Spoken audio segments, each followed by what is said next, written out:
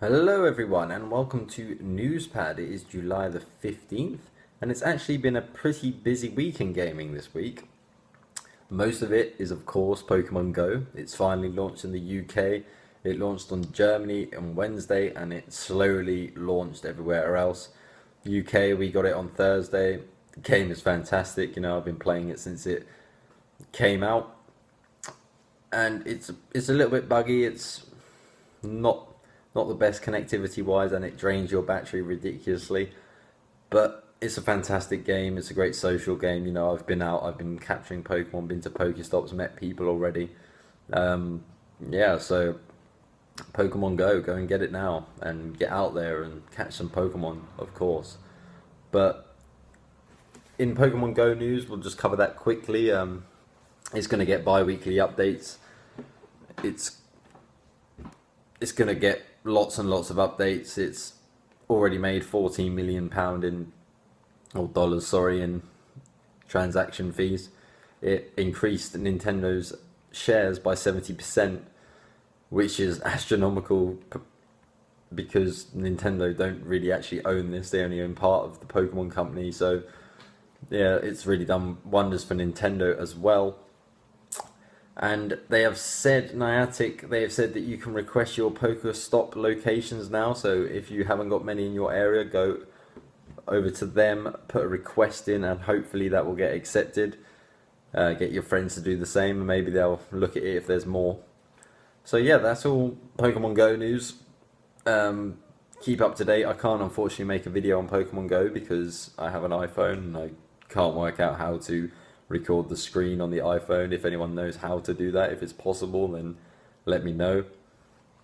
But going on to other news, Warner Brothers are in a big bit of trouble right now because after the Counter-Strike Go thing last week, it's sort of been all coming out now, and it turns out Warner Brothers actually paid YouTubers to give positive coverage of Shadow of Mordor. So they're going to court for that. Obviously, not what we want to hear. We want to see people be honest on YouTube, give their honest opinion on games that they play. So being paid and not disclosing that payment to give good coverage of a game, there's no time for that on YouTube or anywhere, to be honest.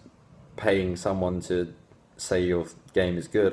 Shadow of Mordor was a good game. I thought it was okay. It wasn't revolutionary, but it was okay. It was good.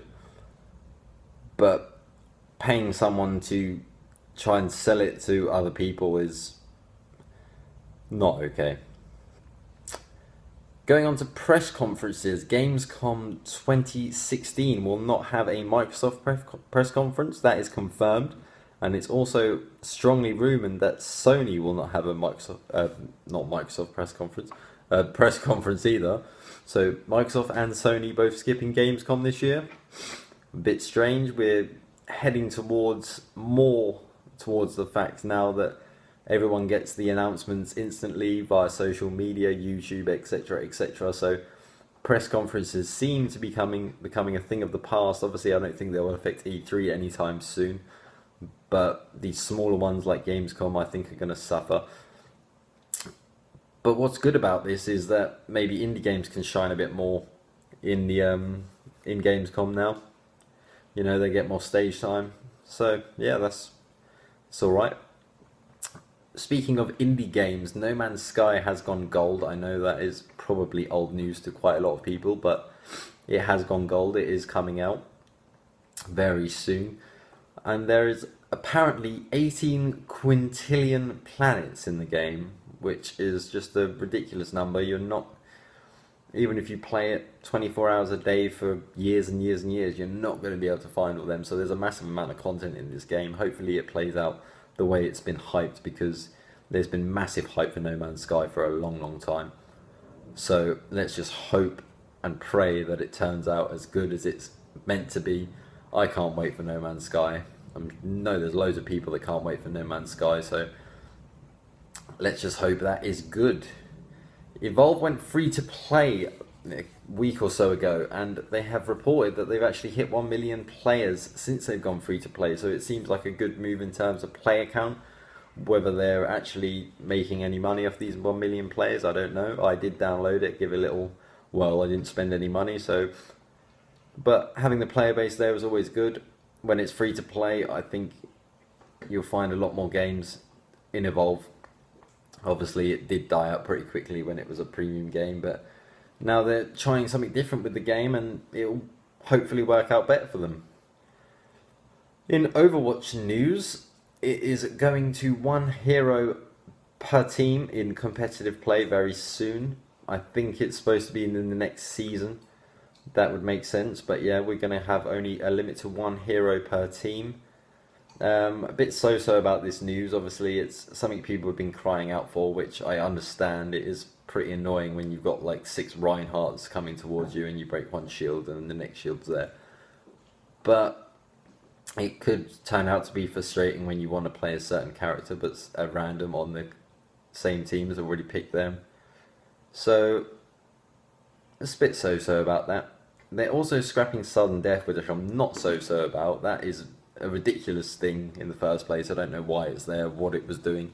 So they're going to go to matches being tied, which is okay, yeah. Matches tied. We don't go to sudden death. That's great, because sudden death was very, very unbalanced. It still is. As soon as they get rid of that, the better. And also, they revealed a new character called Anna. She is a sniper character, but a healer, where you can snipe your teammates in order to heal them. She's got other knockback abilities and etc, etc. Go and check out the video gameplay reveal of Anna, and you will be able to play as Anna very shortly.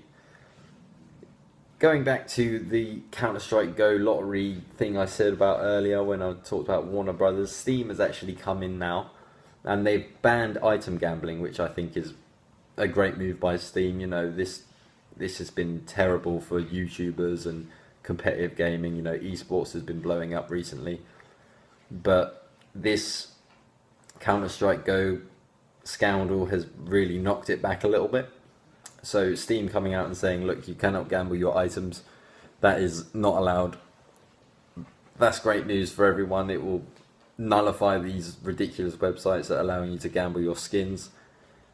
It will stop the unhonest people making money, and it will also legitimize CSGO matches again, because no one really knows were they being fixed, were they not.